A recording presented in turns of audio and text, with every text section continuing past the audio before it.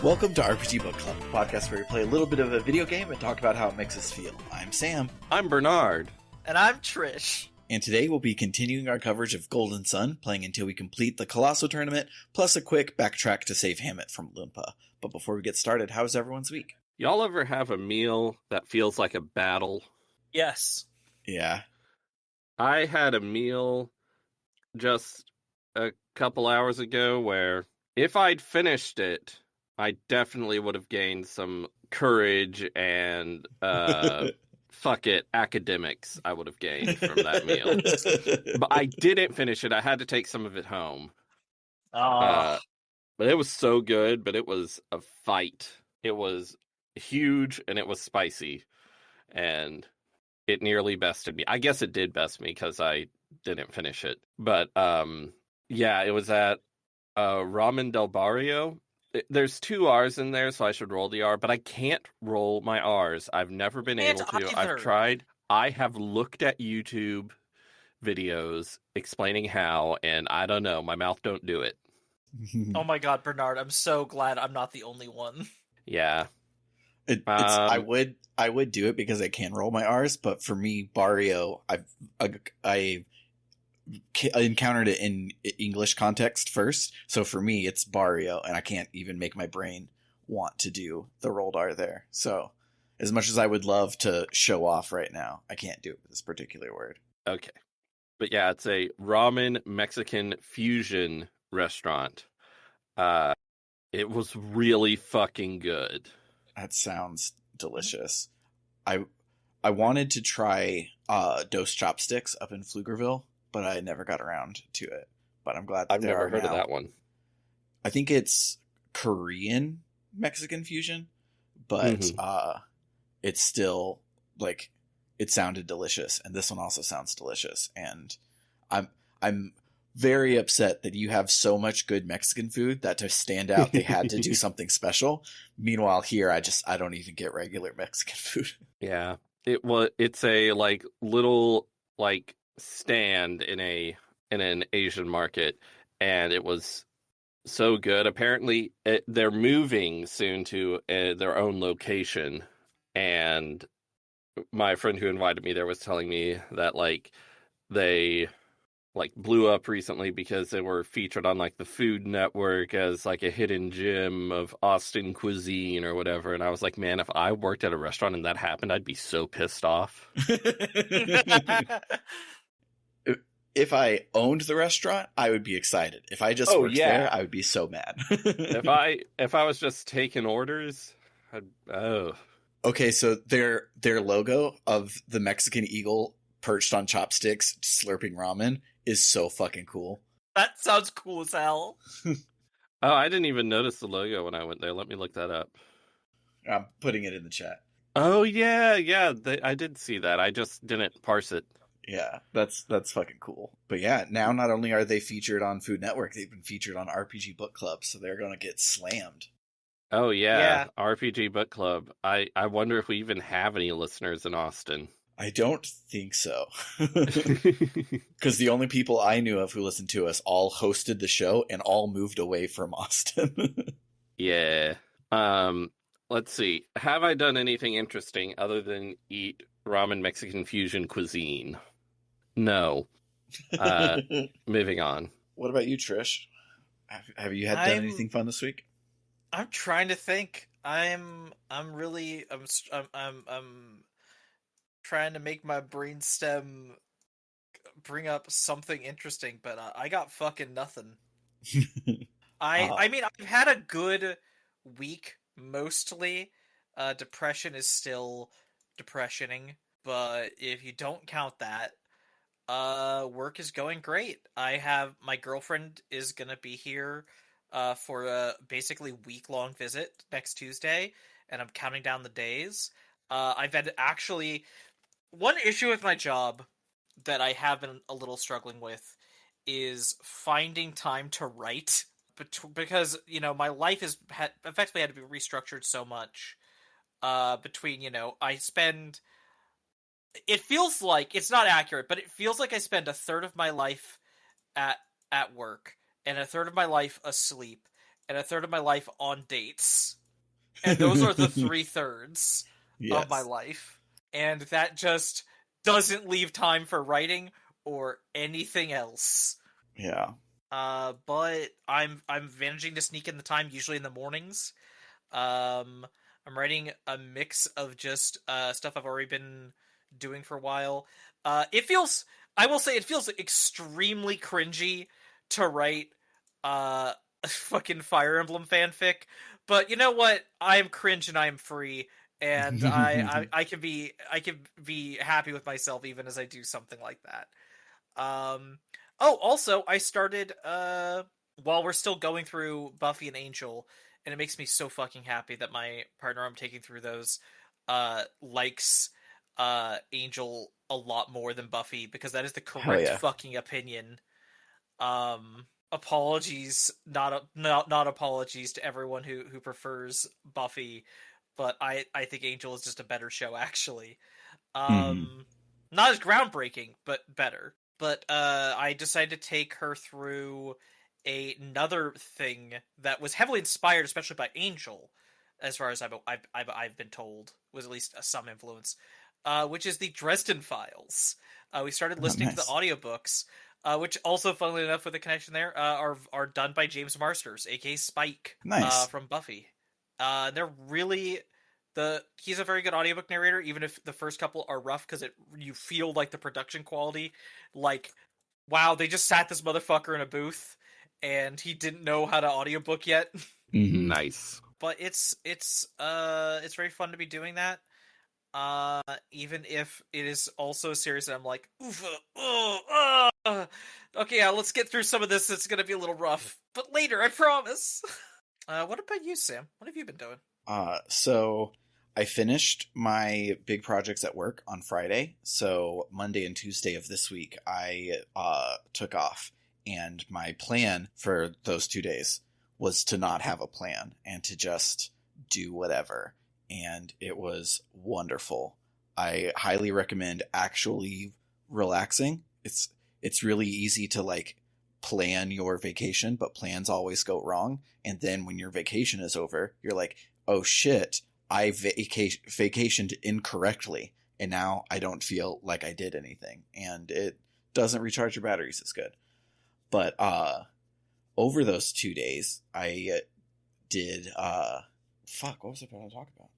Because it wasn't going to be Minecraft. Bernard would quit the podcast, so I talked about how much Minecraft I played. I wouldn't quit the podcast. He would just be upset with you. Those are different things. Yeah, but so me and one of my partners, we went to Half Price Books, and we picked up a bunch of cool books and everything. And then when I got home, I had more books waiting on me, and these books were from Bernard, because as he said last week on. Which is crazy that he said this last week, that he was like, I don't think I want to do Japanese anymore. Sam, do you want my stuff? And then I said yes, and now it is already here across the whole country, which is crazy. But the United States Postal Service fucking kicks ass. I love them. I love so them too. I need to send you via media mail what I have for you. Yes. So I was leafing through some of the books that Bernard gave me, and like I can read Japanese, and that's weird. You would think it wouldn't be so weird for me because I've been studying it for like, oh god, a very long time. To it.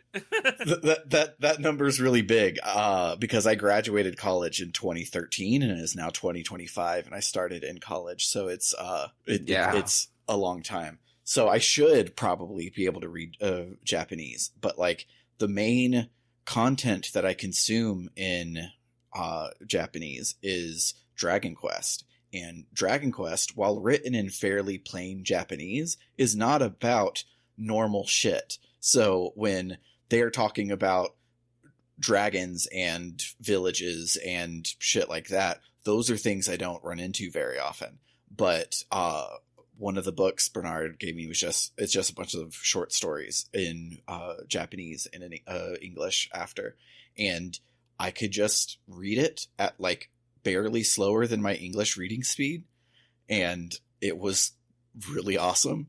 And the more complicated ones further in it, I'm understanding a lot less. So I'm not like accidentally been fluent and didn't know it, but I am a lot farther along than I thought, which was very, very fun to find out. I'm really happy for you. That's awesome. But that then reminds me, that wasn't going to be the main thing I was talking about. I was just trying to remember. So what the main thing that I did this weekend is I have decided that when it is time to upgrade my phone, I am not going to upgrade. I am going to get a dumb phone, and mostly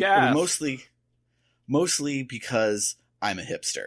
Second, mostly because I have ADHD, and having the internet on me at all times is a bad idea because it's so easy to get distracted and not do things that I want to do. As we said a couple weeks ago, I've been trying to like get rid of hobbies, and you can get rid of doom scrolling if you can't doom scroll on your phone. And so I was making a plan of like everything that I use my phone for that like is good in my life, and how to replace it. And I realized in the most Sam Allman way that my Retroid Pocket 5 runs Android, so I can put my work 2-factor authentication app on my fucking Game Boy, which is hilarious. Oh my god. and very on brand for me, where it's like, all right, I have to log into this very sensitive stuff. Let me pull out my Game Boy real quick so I can improve it. And that's silly. It's so silly. It is. But if I don't put it on my Game Boy, I will put it on my MP3 player, so it's not much better.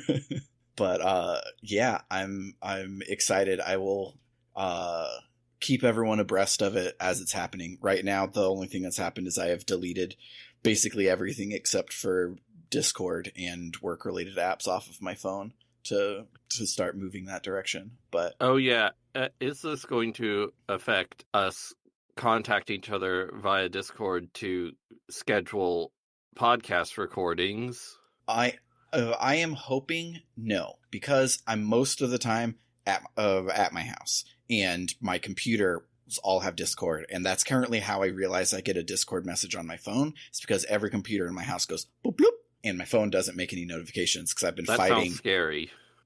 I've been fighting Discord delivering notifications for me for a very long time, and I've given up.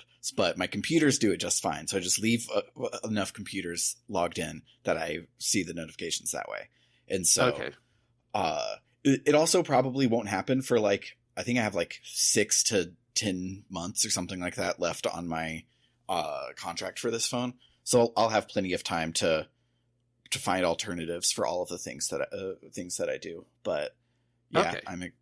I am excited to unplug. And I was talking to my partner about it yesterday, and they were like, you know what? That sounds awesome. Let me know when you do it. I'm going to do it too. So I will have someone also stumbling through trying to get GPS to work on their dumb phone, and it'll be awesome. I'm really glad I was able to give all those books a good home, because I had a huge burst of motivation one December, and then I got my aunt gave me a Amazon gift card, so I was like, okay, I'm gonna buy a bunch of books on Japanese so I can really study up, and that's where a lot of those books came from. But Japanese will not enter my brain. I'm sure if I tried long enough it would, but it will not, and I don't want to try anymore. Yeah, so I'm glad they can be of use.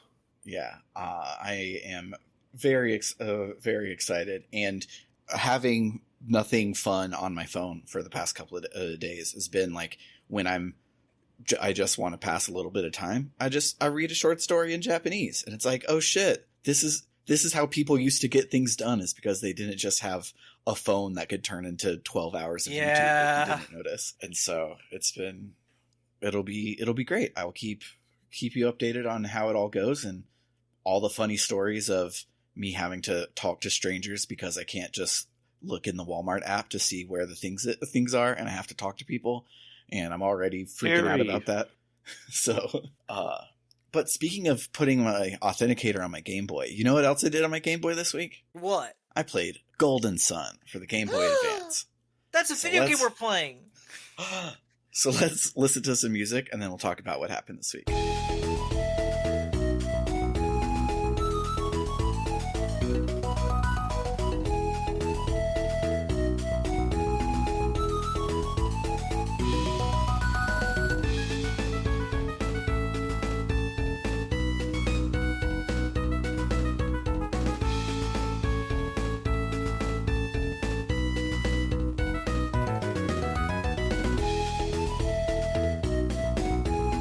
What happened this week is that we cheated.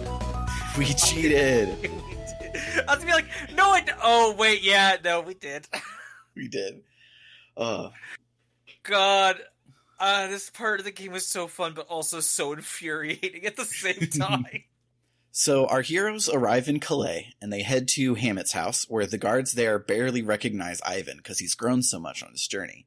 They ask if his return means that Hammet will be released soon, and Ivan's like, released? Is Hammet a prisoner or something? And they're like, oh, you've missed a lot. So they take him to Lady Lyanna, Hammet's wife, so she can fill us in. She says that she had hoped that Ivan's return would mean that Hammet had also returned because, I mean, she paid the ransom a long time ago and everything. Actually, it's been a long time since they sent the ransom. Does this maybe mean they won't let Hammet go? And the guards are like, oh, well, we can go... Like, we can rally the troops and go and free Hammet ourselves. But Lyanna's like, let's not start an armed conflict. That seems like a bad idea. So we'll just wait for another message from Lunpa to see what's up, and we'll decide what to do from there. So, Ivan, you and your friends should just continue on your mission because it's way more important than Hammet. And we're like, how do you know about our mission? Lyanna says that years before Hammet founded Calais, he was traveling and he fell into mortal danger far, far from home. And some Jupiter adepts saved his life and nursed him back to health. There, he learned the ancient secret of mercantile known as sell goods to those who wish to purchase them. And they also gave him a prophecy. They told him to take care of Ivan and to take the shaman rod, and said that 3 years after the terrible storm that strikes only Mount Aleph, Ivan must depart on a journey with warriors from Vale. They told Hammet that there is an item of utmost importance to Ivan's quest that can only be found with the shaman's rod, but despite searching for Ivan's whole life, Hammet hasn't found it yet. But just after the storm struck Mount Aleph, he received a clue that no one in our party follows up on to ask what it is, which is why he took Ivan and the rod with him at the beginning of the game. Ivan blames himself for what happened to Hammet and volunteers to go and save him, but Lyanna says that he can't. Ivan has to continue on his quest, and besides, we don't have the synergy needed to save him yet. So, reluctantly, we leave that plot thread dangling and go to do one of the coolest minigames in an RPG that I've ever done. Agreed. On the way out of Hammet's place, we see a large tour group assembling for a trip. They are all going to travel by ship to Tolbi, home of Colosso. No article, just the proper name, Colosso. It seems to be some sort of tournament, and the group is anxious to get going, because this year they have to travel across the Karagol, which is Turkish for big fucking lake, because the land route to Tolbi is blocked, and they don't want to be late for Colosso. Now, I'm sure that I just missed an NPC dropping a hint that Saturos and Felix went to Tolbi, but all I found was people hyped about Colosso, so I'm pretty certain that the party was just more interested in sports than saving Hammet, because in the previous cutscene, they were like, well, no matter what Lyanna says, we can't just leave him, and then, apropos of nothing, they buy a ticket across the Karagol to go to the Colosso. I mean, every so often you find an NPC who's like, oh, well, a man in a black cape came this way, except it's not a man in a black cape. It's a group of 6 weirdos. Yeah. And it's like, yeah, okay, I guess we'll go that way. Except it does feel a lot looser than it does in Final Fantasy VII. It's just like, yeah, I don't know. We've heard of this place. We might as well go there. I feel like if you squint, all of the party's actions make sense. Like, you can see a through line of why doing this specific thing isn't actually a distraction from their quest. But I always forget those explanations as quickly as I find them. I googled Caragol, and you're right, but I just find this interesting. Caragol is the common name for a mountain chain, its summit, a lake on it, a high plateau around it, and a summer settlement in the plateau located in the southeast of the Derley district. I'm like, that's a lot of things that share one name. And then on top of it, because I googled it earlier, there are 3 other main Caragols in Turkey. So there's the main one off the coast of the Black Lake, but then there's several more in like southern Turkey, and it's like, Jesus Christ, this name is so much. When the party arrives at the ship, there is an issue going on. The Caragol normally operates with 2 ships, where one will arrive in port and then the other one will take off, but the other ship hasn't arrived and it's been due for a while. The first mate of the ship, Kaja, says that there have been monsters seen in the Caragol, and if they're attacked when they're out at sea, he alone isn't strong enough to fight back, so they should hire some mercenaries. But the captain doesn't afraid of anything, and he says that as long as he has his lucky anchor, their voyage will be fine. Besides, if they wait for mercenaries to arrive, they will miss Colosso, and they can't have that. One of his crew hears this and decides to steal and hide the anchor charm so that the captain will do afraid of something, but we read his mind and find the hiding spot and return it to the captain. Our characters, by the way, never offer to be the mercenaries. I was expecting it the entire time because we're in an RPG and that's what happens. Someone is like, is there a doctor in the house? And you're like, yes, I'm a doctor. Every fucking game, but not here. They're like, people who can fight monsters? Not me. Yeah, 2 of the passengers are swordsmen that are hoping to enter Colosso, and they volunteer to fight the monsters. And our party does not have any lines in this scene. And it's only after the captain tells us to protect the oarsmen that we get involved with this whatsoever. We're just standing there, watching everything happen. Even though everyone seems to regard our party as mere children, the captain's like, oh, these people are clearly great warriors who can fight monsters. Obviously. But I mean, he's right. He's right. Everyone else is like, oh god, we're going to die because of these kids. So off we set to Tolbi, where the good minigame of Colosso awaits. But first we have to finish a bad minigame that goes on for way too long. And agreed. I thought had no consequence for success or failure, but it is very hard to fail hard enough to do the optional dungeon in the middle, because you can crash on an island. I didn't know this because I talked to the first person I could find each time, and I got through just fine. But so I had to do this twice because as we're about to talk about, there's a really bullshit fucking boss at the end of this.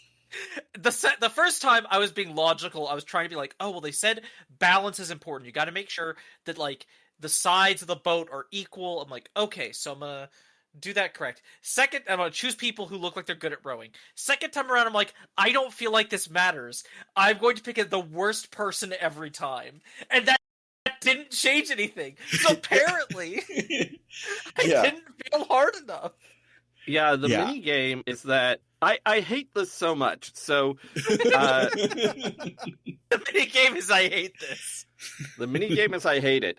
So monsters get on the ship several times, and each time they get below decks, and it's like, oh no, monsters below decks, and so the party runs below deck, and the monsters have knocked out an oarsman, so we kill the monsters, and then we have to go among the passengers, the paying passengers, and ask one of them to take over rowing, which, if I were one of those passengers, I tried not to be a let me speak to the manager type, but these are expensive tickets in canon, by the way. If I were asked to row the boat, I'd be like, excuse me?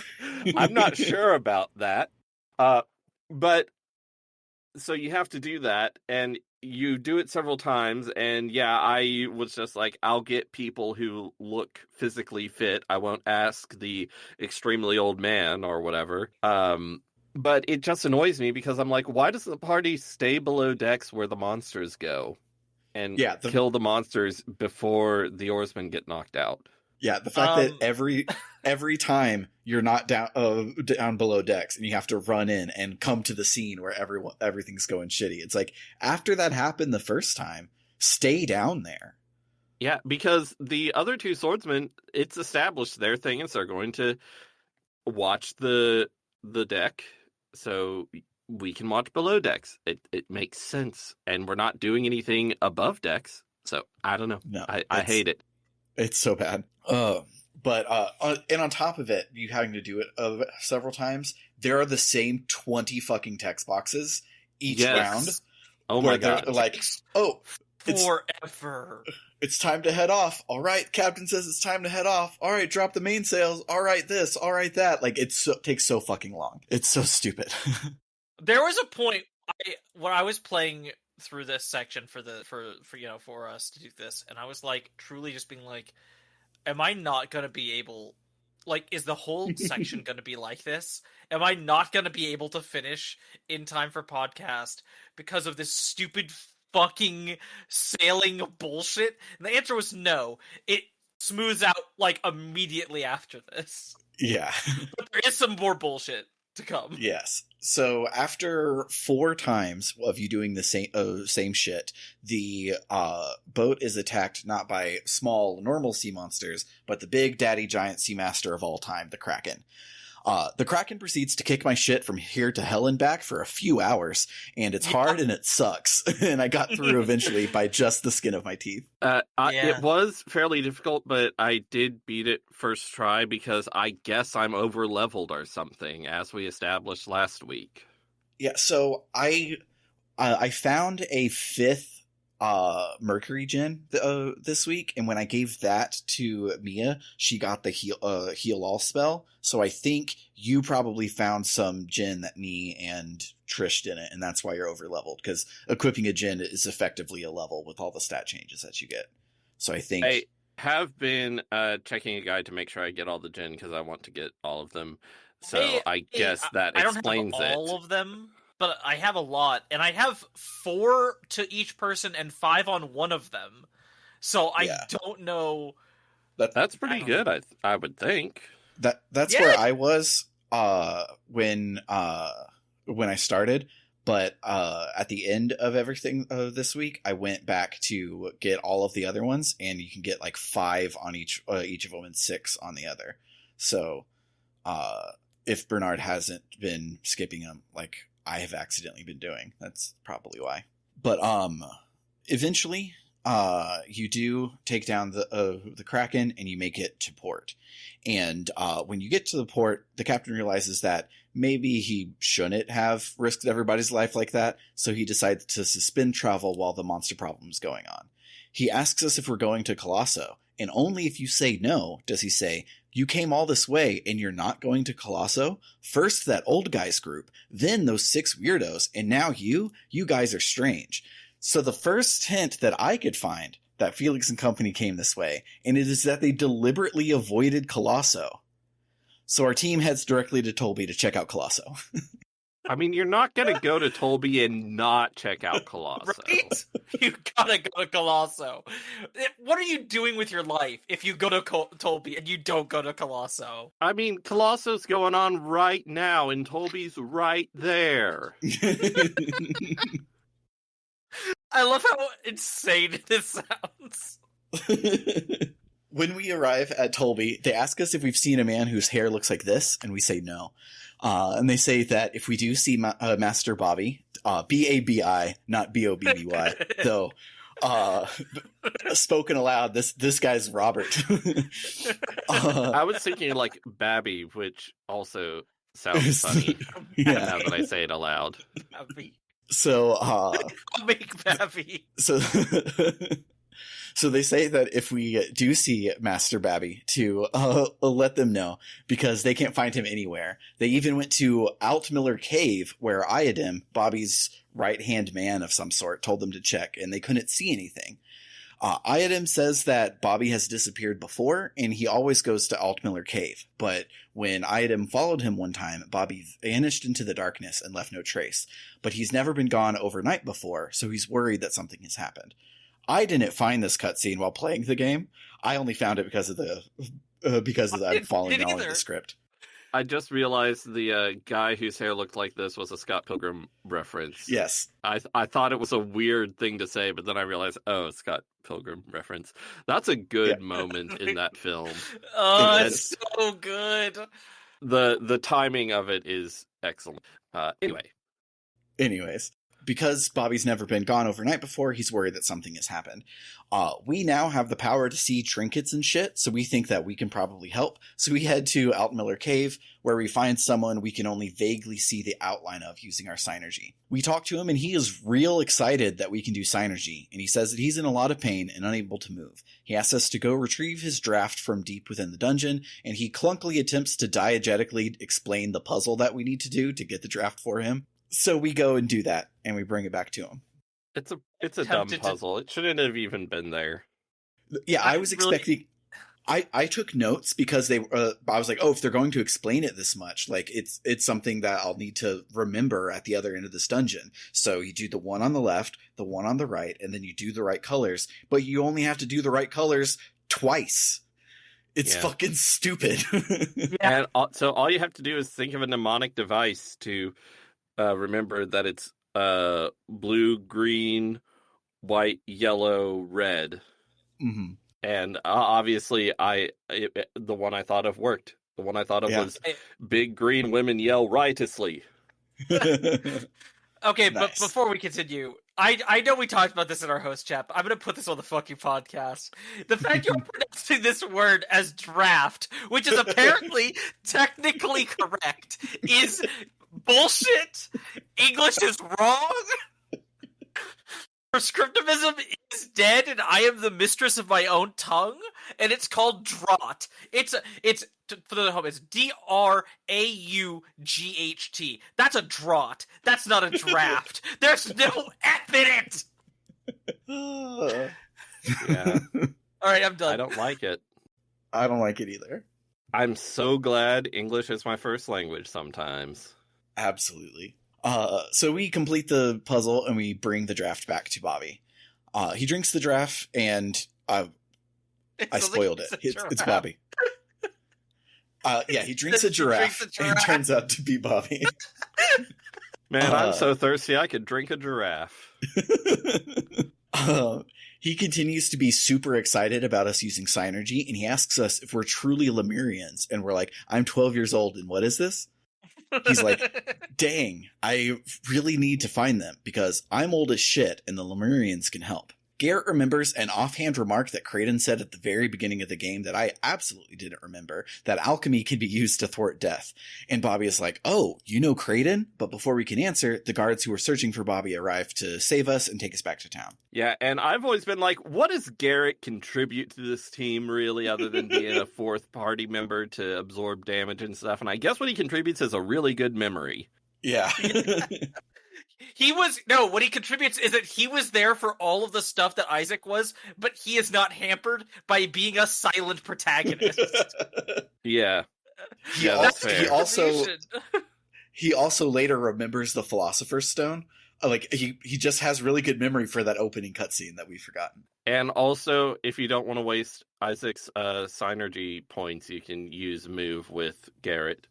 Which I guess is very important in the upcoming best minigame in an RPG. Yeah, so instead of HMs in this game, you get little thingies that you can equip that will give you a Synergy you can use outside of battle. And because Garrett's intelligence or whatever sucks and he doesn't do very good with Synergy, I just give him all of the outside of battle ones, and he's just my HM slave. That's what Garrett's there for. So Bobby says that he will continue our conversation after the finals of Colosso, which actually we should enter.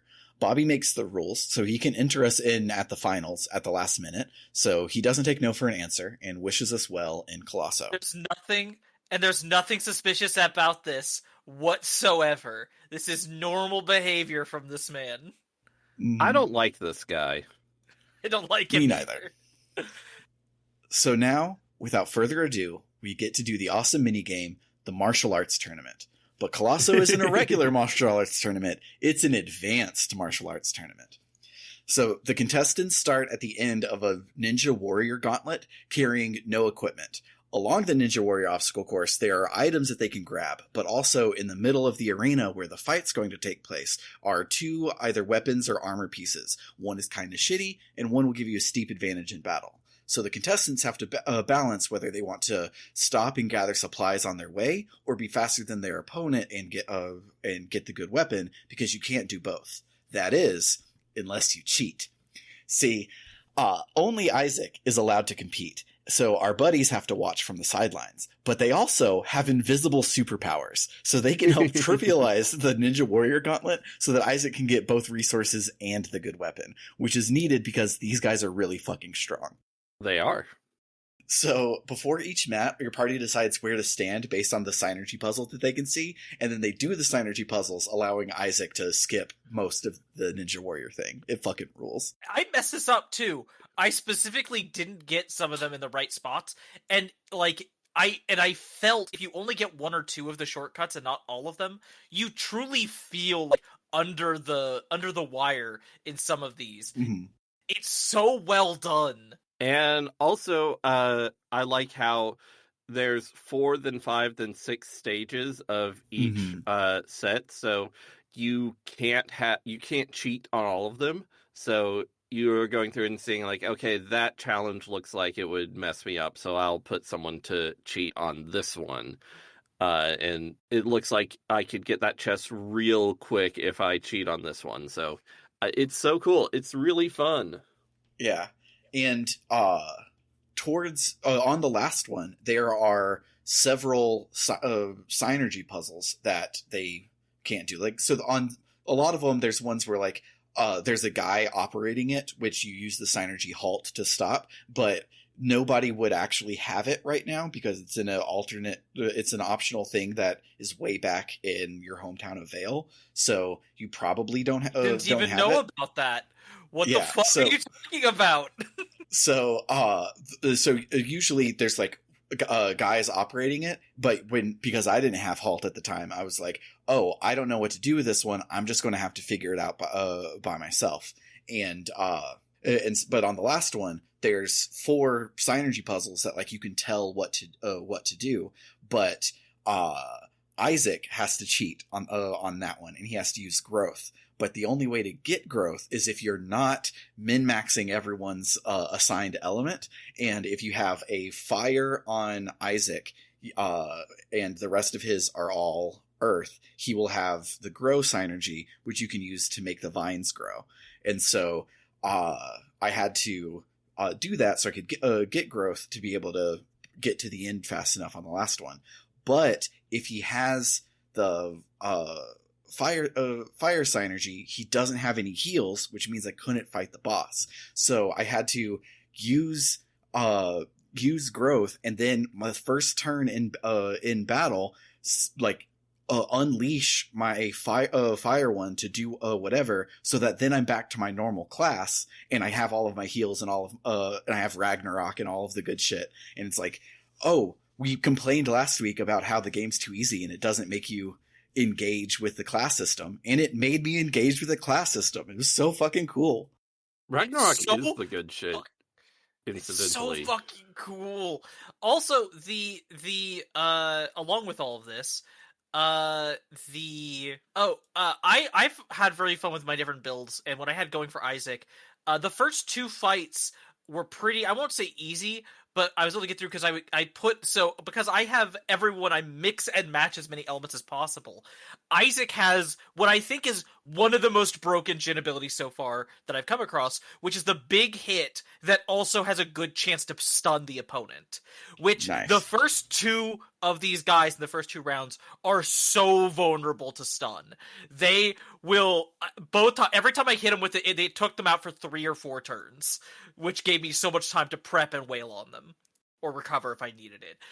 The last guy, his like resistance to getting fucked with status effects is really high. Yeah. And if you get him with sleep, which I also had an ability Jin on to put you just to sleep. I also had I could move his stats so he had a sleep and a delusion spell on him, which I ended up using a lot in that last fight. You could do those, but they last for like 1 turn. Yep. If they go off, which they probably won't. It's a really hard fight. Yep. Yeah. But eventually, I did win in the end. But even if you don't win, the rest of this is the same thing. The thing you get for winning is a hat that gives you more random battles, which is rude. Yeah, I don't want that. I'm good, actually. Yeah. So whether you win or lose, Isaac passes out and loses consciousness at the end of the final match. He wakes up in Bobby's palace, and everyone says that they're worried about him, and no one has any idea why he passed out like that. But Bobby said he would give us more exposition as soon as Isaac woke up, so we're not going to investigate what the fuck just happened with Isaac. Why was he out for a day or so? We're just going to go talk to Bobby. Bobby tells us that around 100 years ago, around the time of the Great Flood, he went to Lemuria with Lunpa the Thief. Turns out all of the things of, I think this guy's really old, he must be 100 or something, that the NPCs were saying is true. He's old as shit. When he was at Lemuria, he received the draft that we went and got for him, which has slowed his aging process tremendously, but not all of the way, and he's now running out of it. So he has been having his people study alchemy, hoping to find some way to make more draft or otherwise extend his life further. Because ever since he left Lemuria, he hasn't been able to find it again. Something about the waters over there steer ships off course, and they can't seem to get close to where he thinks Lemuria is. So he's going to build a lighthouse so that the ships can use it to wayfind and steer into the current and find Lemuria. In fact, he has a kick-ass Lemurian ship that he wants us to use to find Lemuria because the ship requires synergy to run, and so it's basically just us that can use it. We finally are like, well, man, we've wasted enough time this week. We really need to find the Venus Lighthouse and stop Felix.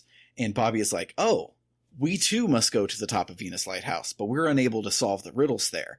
Iodem, go with them and help them get into the Venus Lighthouse, so once their quest is fulfilled, they can help us get to Lemuria. But first, before we go do that, we're going to borrow Bobby's invisibility cloak and head back to Lunpa to save Hammet. I just say for a second, it is absolutely insane to me that this entire Lunpa saving Hammet thing is optional. Yeah.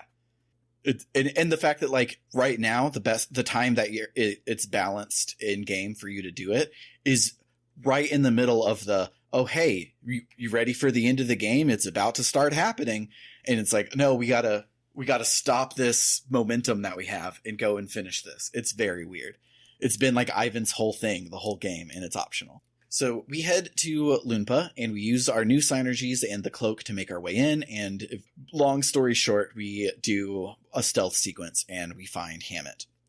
But before we can save him and get him out of there, the head thief Dodonpa sicks a Toadumpa on us, his big-ass monster toad. After the battle, the Frog's corp lands on Dodonpa, and we decide that he fucking sucks, and we should just leave him there. And then in comes Dodonpa's aging father, who says, that's a very good idea. My son is a little piece of shit, and he deserves this. Dodonpa says that he spread rumors that we had tried to break in, but we were thwarted and escaped. So security is going to be extra tight to prevent us from breaking in, which means no one will find Dodonpa in the thing because they're all going to be looking outwards trying to find Isaac. So if we sneak out, it'll give Dodonpa time to relax the stranglehold that Dodonpa had on the town. So we escape with Hammet, and we reunite him with his caravan, and we stop for the week. I'm sure there's more back at Calais, but I didn't do that part. So if there is more,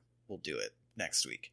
But for now, we're going to listen to some music and talk about our Mim-Moms. And next week, we will see what happens with the 2 lighthouses that have been name dropped.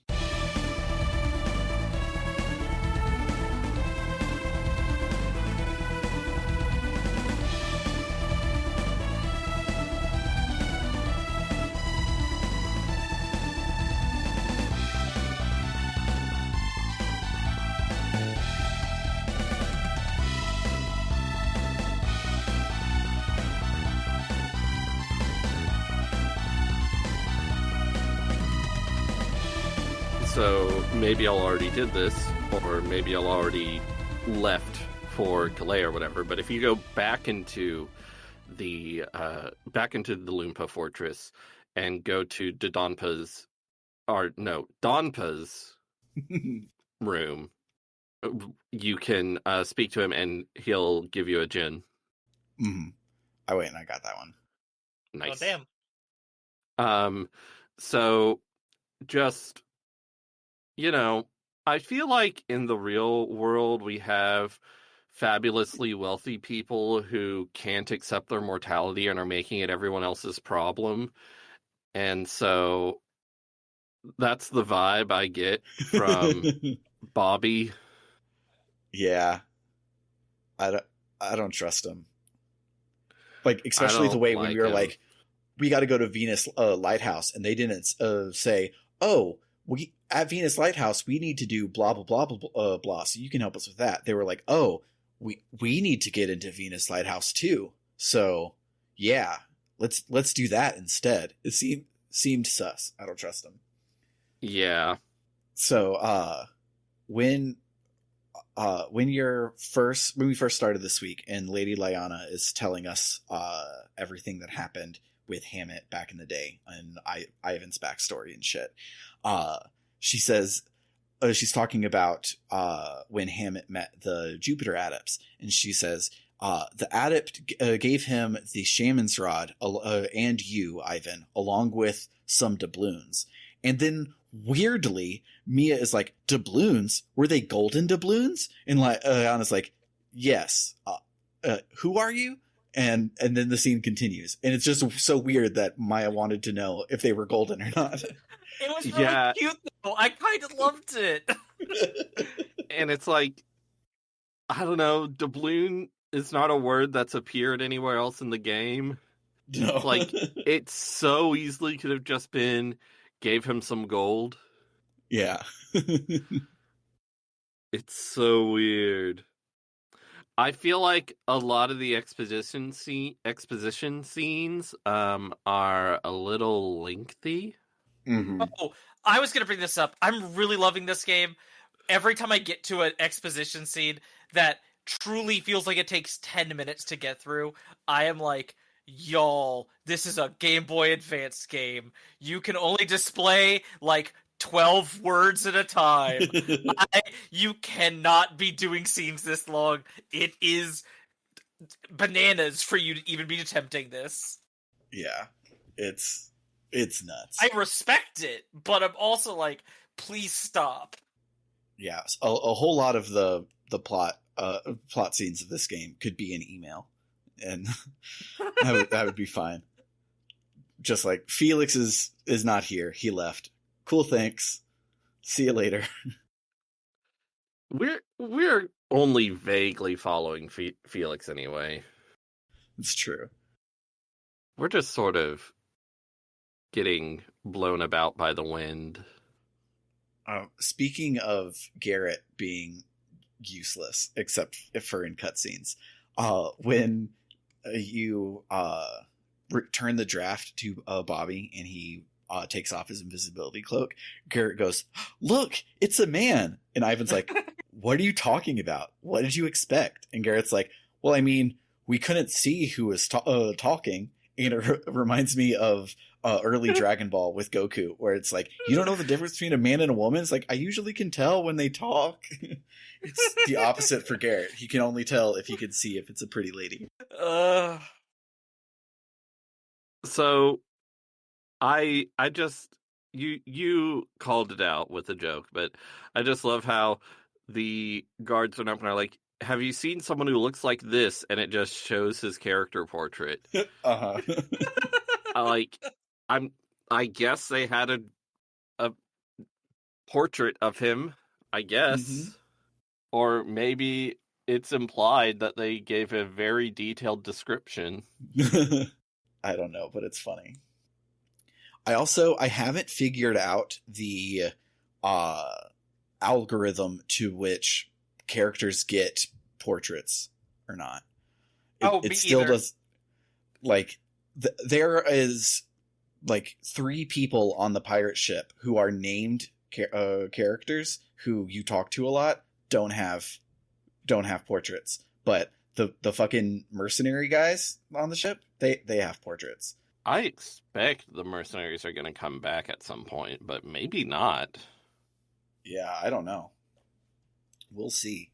But it's been in a lot of towns. Like, I'll talk to somebody and a random person will have a face, and then no one else in town will. Did y'all encounter the guy in Bobby's Palace, or not the guy, the girl in Bobby's Palace who had a face portrait? Sheba? I think that was her name. I think so. Because I remember her name from the script when I was writing my notes, and it seemed familiar. But just a second, let me make sure this is the same person. Yes. So I was exploring Bobby's Palace, and this person was like, "Oh, Sheba has been a guest for quite some time." And then I go in and I speak to this person, Sheba, who has a face sprite, and she's like, "Oh, yeah, I'm a prisoner here. When will I see my homeland again?" And I'm like, "Oh." And I'm pretty sure she's going to be a major character. Yeah, she talks about the Suhala Desert and Lala Vero, which are two places that I have seen listed in the walkthrough of places we're going. So she'll probably show up. Anything else? I think we all of our favorite moment this week was Colosso. Colosso? That especially, can we just, I like, part of it is also just the name is so fucking like, oh yeah, guys, we gotta go to Colosso. Everyone loves Colosso. I love that it's just a proper noun and it doesn't have an article or anything. It makes the sentences insane to read. I love it. It's so good. But yeah. The only other thing I did is I went and I did all of the optional content that we could have done last week. I did it at the end and not at the beginning, so things were really, really easy. But there are optional dungeons in Vault and in Vale, and both of them were really fun, and I recommend going checking them out. Both of them get you a Gen, and one of them gets you a utility synergy. So, oh damn, worth it. And then there's one that like I could have got a long time ago, and the reward was chests, and I was like, damn it, this is going to suck because this is from a long time ago. I should have done it then. Except it was the full synergy restore and a water of life. So those are always useful because speaking of this game being a Dragon Quest, the moves that you get to revive your party members fail. And it's so Dragon Quest of them, but it also sucks. I just realized something. I was completely blanking on a thing that I'd wanted to talk about that I am going to complain about, actually. Because there is one thing in this week that I want to fucking scream about. Both in Colosso and then in fucking Loonpaw, you can't use the inns. In Tonbi. In Tonbi, it's like, oh, we're just so full after the Colosso, with the Colosso going on. With Colosso going on, there's no room at the inn for anybody. And it's like, okay, I understand your in-lore reason, but I need the inn. I want to shake you. Did you not find it? No. Is there a secret inn? Yeah, Bobby's Palace. He has rooms for let on the bottom floor. And there's enough for you. But you don't get it until after you save him. No, you get that immediately. It's just weird how it's like, oh yeah, you can sleep at the palace for free. Yeah, sure. And I'm like, okay. And then there's a lengthy cutscene of everyone stepping outside of Isaac and being like, okay, guess we're going to bed. Good night, good night, good night, good night. And I'm like, okay, what's gonna happen? There's no such Nothing. thing as a free in an RPG. We know this, but then nothing happens. Nothing happens. Okay, I'm really glad I brought this up because you've told me about this insane thing I missed, but also the fact that you have to go out of your way and find that is still. I had no ins this entire last 2/3 of the fucking game that we did this week, or the section for this week, and this game is a lot harder with no ins. Yeah, it does. At least if you don't have a dead party members, you can walk around and get your PP restored, even in town. So where there aren't monsters. So if you can you?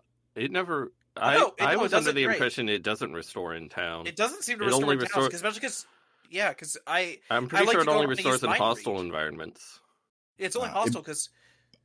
I thought it did in town. I know it does in puzzle rooms where they turn the battles off, and so you can cheat in puzzle rooms and do it there. Okay, because I said true when you said it, but I'm like, no, wait, Bernard's right, because I love to go around and use mind read on everyone in every town I go into, and that takes energy to use, and then it doesn't refill. So I've had to go and use the inn in mid-town before to get more energy to read more people's minds. Because I'm insane. This game rocks. I love it. Even when it infuriates me, I like it a lot. Yeah. This game, I feel, is one of the staples of the best games that are a little bit shitty. And yes, agreed. All of the shitty parts of this games are lovable because they do some random frustrating shit, but the rest of the game is so good. And if they're going to give me Colosso, they can take away my N. It's fine. Agreed.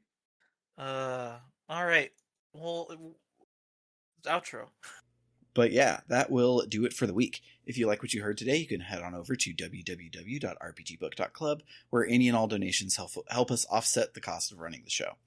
If you decide to donate $1 or more a month, you'll become one of our gadabouts and get access to our bonus feed filled with after shows for every episode, as well as bonus seasons of the show, such as Tales of Podcastia, The Escape Pod, and the JRPG Canon. If you up your donation to $5 or more each month, you can become one of our warriors and get your name read at the end of every episode, a little like this. Shoutouts to Dragonslayer19, Freddy Rodriguez, and J-Fro Prime. And if you really, really love us and you want to be one of our luminaries, you can donate $20 or more a month and get a short one-sentence shout-out or advert read at the end of each episode, a little like this. Shoutouts to Keldronis, who says to check out Podcasters Assemble. It is a documentary-style, crowdsourced movie, hype, and rewatch podcast. Every season, podcasters from around the world are assembled to review, reminisce, and riff on a popular franchise. And shoutouts to Vimke, who says, that was disgusting, but whatever. And shoutouts to It's Clear Time, who says, stay golden, sunny folks. For RPG Book Club, I've been Sam. I'm Bernard. And I'm Trish. Toodaloo, folks. Bye-bye.